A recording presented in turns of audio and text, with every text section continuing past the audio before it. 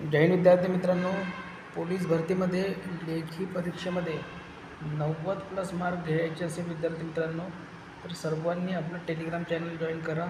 कारण की तिथे आपण 100 मार्कचा दररोज फ्रीमध्ये ₹1सुद्धा न घेता विद्यार्थी मित्रांनो फ्रीमध्ये पेपर देत असतो. आतावरी आपले 33 पेपर पूर्ण झालेले आहे आणि आता यानंतर 34वा पेपर येणार आहे. दररोज आपण एक पेपर तिथे 100 मार्कचा फुल पोलीस भरतीच्या पॅटर्नवर तुम्हाला पेपर देत असतो. बघा, आजचा महत्त्वाचा व्हिडिओ सुरू करूया. आज आपण काही गणिताचे आणि काही बुद्धिमत्ताचे प्रश्न आणलेले आहे. खूप महत्त्वाचा टॉपिक असतो, यावर प्रश्न हे नक्कीच पडत असतात. तर बघा, पहिला जो क्वेश्चन आहे तो बघा, 18 पेनांची किंमत ₹270 म्हणते. किती आहे म्हणते? 270. तर 15 पेनांची किंमत किती आहे म्हणते. आता बघा, याला 270ला आपण 18ने भागू. आता 18ने का भागू? कारण की आपल्याला एका पेनाची जर किंमत माहिती पडली तर आपल्याला 15 पेनाची किंमत लगेच काढता येईल. तर बघा, 9 दुने 18, 9चा भाग जातो इथे आणि 9 त्रिक 27, इथे 30 आले. 2ने 30ला भाग दिला, इथे 15 आले. ठीक आहे. आता 15 आल्यानंतर आपलं उत्तर आलं 15. 15 गुणिले 15 जर आपण केले तर किती होईल? 225. ठीक आहे. तर याचं जे करेक्ट उत्तर असणार आहे 225 उत्तर याचं राहणार आहे ऑप्शन नंबर 3. ठीक आहे. तर अशा प्रकारे या गणिताचं उत्तर काढायचं असते. नेक्स्ट जो प्रश्न आहे तो बघा, 10 रुपयाच्या बंडलमध्ये 10 रुपयाच्या बंडलमध्ये हा जो नंबर आहे या नंबरपासून सलग 91,315 म्हणजे 91,315पर्यंत या नंबरपर्यंत नोटाचा जो नंबर आहे सिरियल नंबर, तर एकूण किती रक्कम असेल? आता 10 रुपयाची नोट आहे म्हणून आपल्याला एकदम सोपं जाणार आहे हे.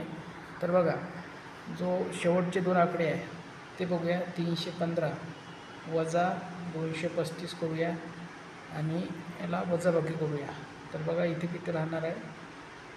तर इथे राहणार आहे 8 आणि इथे म्हणजे 80. त्यानंतर बघा, इथे 80 नोटा असणार आहे, पण इथे एक आपल्याला वाढवायचा आहे. का? कारण की आपण हा जी सुरुवातीची नोट आहे आणि शेवटची नोट आहे त्यामध्ये आपण ते एकदाच घेतलेली आहे. त्यामुळे तर याचं जे उत्तर राहणार आहे ते 810 राहणार आहे. ठीक आहे. नेक्स्ट जो प्रश्न, पुढील प्रश्न पहा.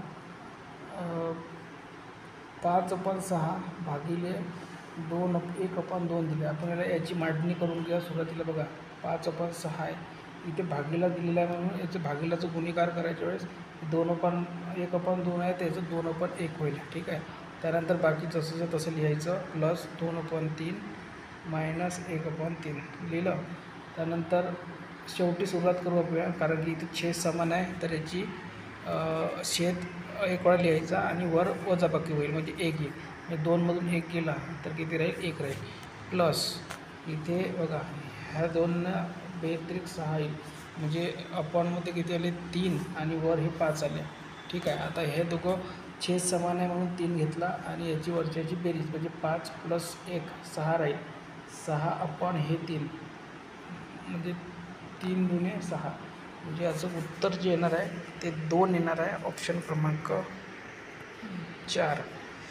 त्यानंतर बघा, पुढचा जो प्रश्न आहे, एका गावची लोकसंख्या 1000 आहे व ती दरवर्षी 10% वाढते म्हणते. तर 2 वर्षानंतर लोकसंख्या किती होईल म्हणते. आता बघा, एका गावची लोकसंख्या किती आहे? 1000. दरवर्षी ती 10% वाढते म्हणते. तर 2 वर्षानंतर, आता बघा, पहिले 10% वाढेल तर ती किती होईल? 1100 होईल. ठीक आहे. मग परत 10% वाढेल तर ती होईल एवढी, म्हणजे किती होईल ते? 1210 लोकसंख्या होईल. 2 वर्षानंतर किती होईल? 1210. हे तोंडीच काढू शकतो आपण, कारण की कोणत्याही संख्येचे 10% जर काढायचं आहे तर एक घर सोडून पॉईंट द्यायचा, म्हणजे 100, हे 100 इथे लिहायची चकली. ठीक आहे. म्हणजेच एका वर्षात 1100 होईल. म्हणजे याचं जे करेक्ट उत्तर आहे ते असणार आहे 1210. तर या व्हिडिओमध्ये आपण इथपर्यंत थांबूया. सर्व विद्यार्थ्यांनी टेलिग्राम चॅनल जॉईन करा आणि हे यूट्यूब चॅनल सबस्क्राईब करून ठेवा. आपण इथे तुम्हाला 90पेक्षा जास्त मार्क घेण्यासाठी खूप काही तुम्हाला मार्गदर्शन करणार आहोत. धन्यवाद.